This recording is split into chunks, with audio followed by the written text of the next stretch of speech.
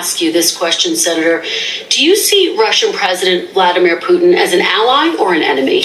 Well, I think that he's clearly an adversary. He is a competitor, but I think that we also have to be smart about diplomacy too. Just because we don't like somebody doesn't mean that we can't occasionally engage in conversations with them. And I think it's important, if we're ever going to end the war in Ukraine, fundamentally at some level, we're going to have to engage in some sort of negotiation between Ukraine, between Russia, between our NATO allies in Europe.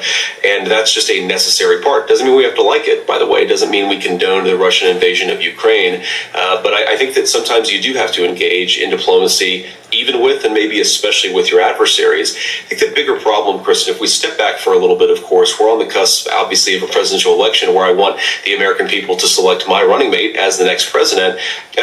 Whether it's the cost of groceries, whether it's the southern border, and importantly, whether it's the chaos all over the world, I think really the theme of this election